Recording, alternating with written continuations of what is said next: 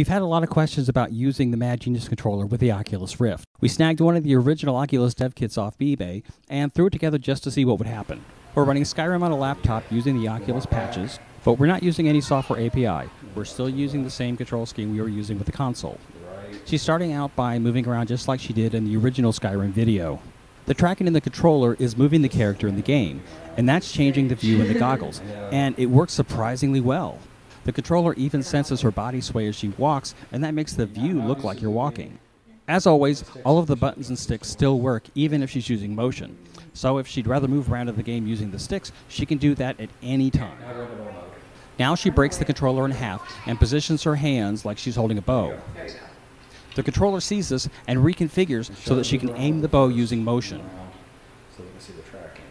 This is the same bow aiming algorithm that we use for the console, and it works just fine with the Oculus Rift. In fact, it looks like it was written just for it. Again, we're not using any head tracking with the Oculus Rift yet. The only tracking that we're using for the moving and the aiming is coming from the controller itself. Aiming and shooting is simple and intuitive. You just point at it. Aiming this way is easier and so much more natural than using the analog stick, and the difference in experience is just night and day.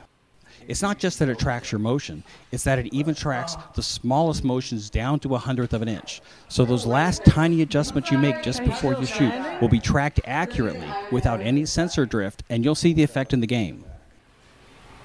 In the original Skyrim video we showed moving and shooting at the same time, and it works just as well with the Oculus. The combat modes that we set up for the console work just fine with the Oculus. The movement isn't one-to-one, of course. We're using an existing copy of Skyrim, and it's expecting keyboard or a controller input, so that's what we're working with.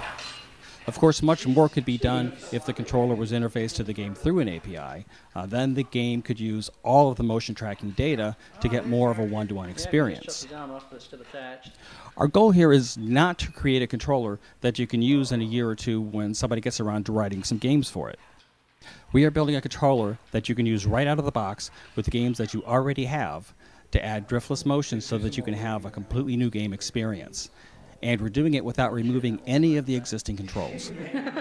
If you don't feel like using motion today, just put the controller halves back together, all the motion goes away, and you have a standard game controller again.